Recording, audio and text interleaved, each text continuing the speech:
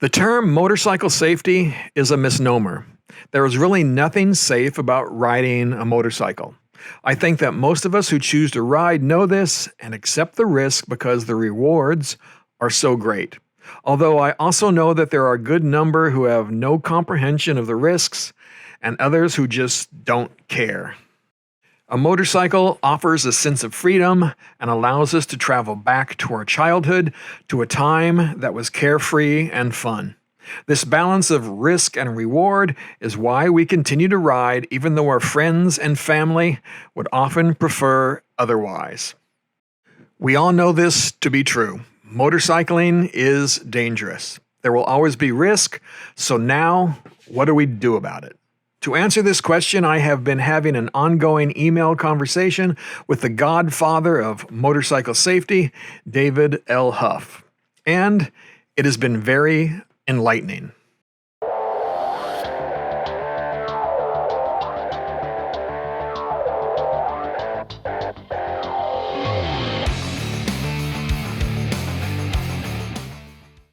As you may know, I did a video recently asking when it might be time to give up riding.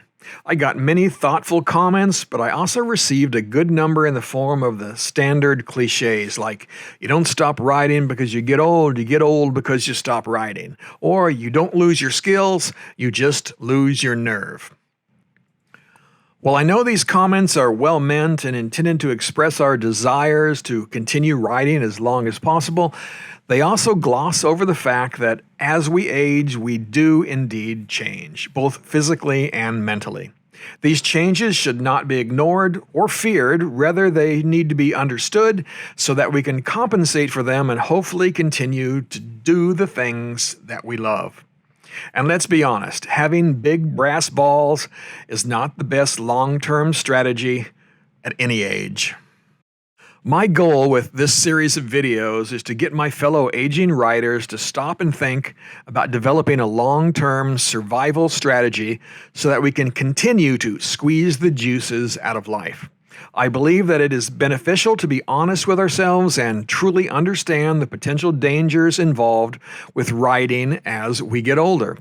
While it may be what many others have decided to embrace, I don't subscribe to the screw it when it's my time mentality. As I mentioned in the intro of this video, my safety and risk-related posts have attracted the attention of the godfather of the movement, David L. Hough. David is now in his 80s and has given up riding, but he is still very active and interested in the world of motorcycling, especially in trying to reduce the rising number of fatalities.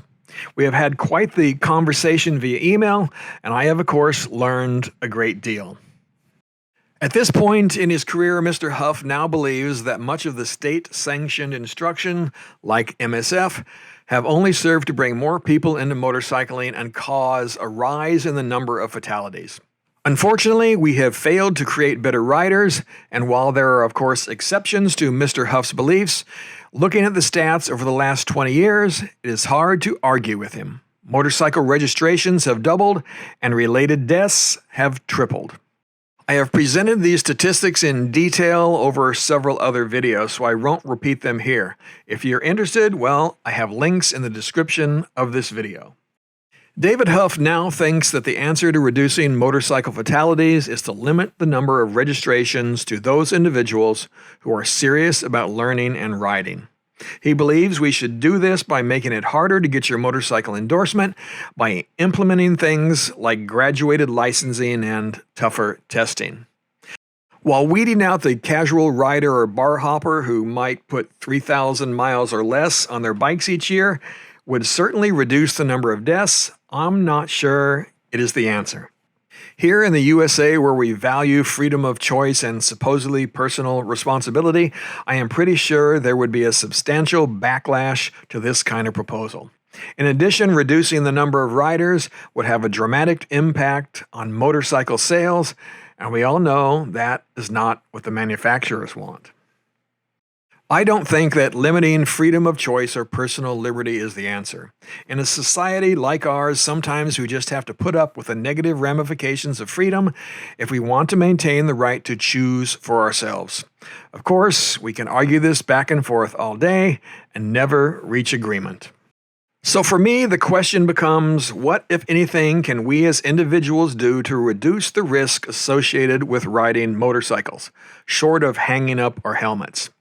To answer this, let me pull some of the things I have been discussing with Mr. Hough and see if there might be a way to put together a reasonable strategy. So first, let's talk about gear. It is commonly agreed that as motorcyclists we should wear appropriate gear, but in truth, the protective gear that we use is often limited. Now, I'm an ATGAT proponent and will continue to don my Power Ranger attire every time I get on the bike, but I realize that it's not going to protect me from serious injury or death in the right or wrong circumstances. Abrasion-resistant jackets and pants will help to reduce road rash and is worth doing, in my opinion. Wearing a full-face helmet protects you not only from road rash, but from at least minor head trauma, as well as from wind, rain, and other road hazards, as do your jackets and pants. However, when the forces become greater, even your CE-rated pads, boots, and gloves will fail to eliminate broken bones. In addition, your expensive helmet will not eliminate all coup, counter-coup brain injuries.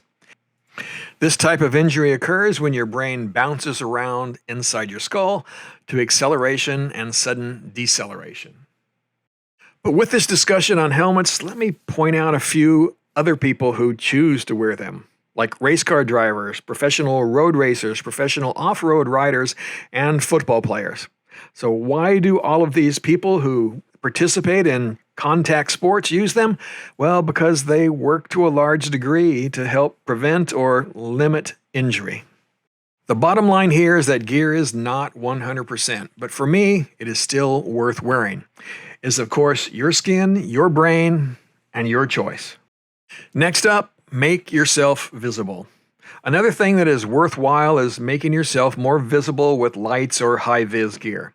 However, this is not a panacea. As David Hough pointed out to me, lights and high-vis is not a magic talisman that is going to protect you from harm. While lights and high-vis can help in some situations, they will not prevent you from being blocked by a car, bus, or phone pole. I have pointed out myself in other videos that there is no objective proof that use of high-vis gear leads to fewer accidents or deaths, nor does it seem to change the behaviors of bad drivers. Even when using visibility measures like we're talking about, you should still assume everyone does not see you, because many times they will not. Now, with all that said, I have a new jacket coming and I have decided to go high-vis. I thought, what the hell, let's see what happens. So next year I will be watching very carefully to see if it actually makes any difference or not. Next up, skills.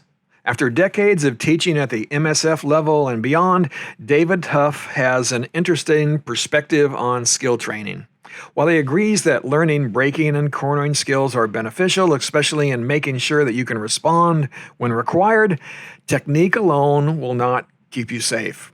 Even if you have the best skills that money and training can acquire, if you make poor choices and put yourself in bad situations, then your skills are going to have limited value. I completely agree with Mr. Hough here. I have sought out professional instruction, parking lot classes, track days, and other things to make myself a better rider. Having these skills and understanding has greatly improved my riding and I think makes me safer.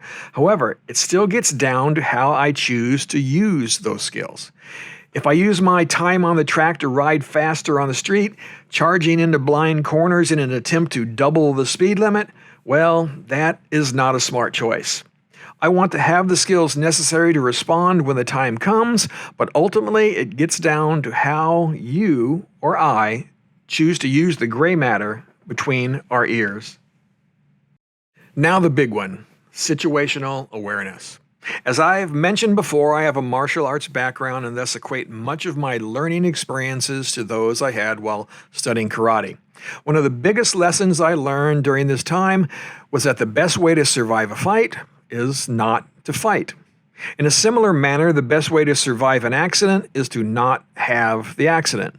While skills are important, the biggest things we can do to be safer is to develop a situational awareness of the potential road hazards we face as bikers. Now, this of course takes time to develop and requires that you amass a good deal of practical experience. As you travel through intersections, the most dangerous place for we motorcyclists, we need to identify and read the potential dangers. We need to anticipate what other drivers might do and make sure that we are prepared. This might include slowing down, covering your brakes and clutch, and placing yourself in the most advantageous lane position. It takes time, but it is something we all need to consciously practice. In the future, I think this is the direction I will take this series. I will take a look at what I've been doing to develop situational awareness and see if I can determine what has worked and what has not. See if there are places where I can improve, which I know there are. Lastly, let's talk about who is at fault. Now, it is without question true that many motorcycle accidents and deaths are the result of an automobile driver impeding the path of the rider. While the car driver is legally at fault, that really makes little difference when you are sitting in the emergency room where your family is making funeral plans. Whoever is at fault, we as riders want to avoid contact with the encroaching car. Now, here is a statistic that Mr. Hough wanted to emphasize with me a couple of times during our conversation. You see, depending upon which study you read, the motorcycle is the striking vehicle between 75 and 90% of the time. Yes, cars turn left in front of us, but we make little or no effort to slow our bikes and avoid the accident. Many of us have no idea how to stop our bikes quickly, nor do we anticipate the potential dangers and get ready to respond. Now, I have mentioned this before in other videos, and I know we've all seen it countless times, and that is the rider who heads through an intersection with his or her feet stretched out like they're sitting on a Barca lounger. Now, I know, you have been riding for 40 years, and you've always done it that way, and of course you have loud pipes, so everything is cool. Now look, do it however you want, it's your choice, but that's not being ready. If we don't accept responsibility for our personal safety or for managing the risks of riding, then we are just traveling around waiting for our appointment with destiny. Look, I don't accept that. There are always things that can happen beyond my control, but based on my experience, they are rare when you ride with purpose and awareness. So, is riding dangerous? Yes. But by understanding the dangers, I think you can take proactive steps to reduce the risks and increase the enjoyment. None of the items we discussed, using gear, increasing visibility, acquiring skills, and developing situational awareness, is 100%. As David Hough discussed with me, there will always be some degree of danger. However, by combining all of these tools into a risk management strategy, we can make a positive impact on our riding safety and hopefully continue to ride well into our golden years. Am I just fooling myself? Is it really all just about having enough nerve to do stupid things and blissfully disregarding the potential dangers? I guess that is always a possibility, but personally, I would rather take some positive steps towards controlling my destiny rather than believing when it's my time, it's my time.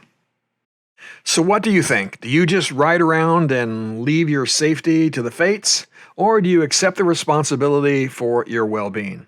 Is riding about making smart decisions and being proactive, or is it about having the nerve to ride fast and maybe do things you know that you shouldn't? It is, of course, your life and your choice. Ride safe and keep squeezing your lemon.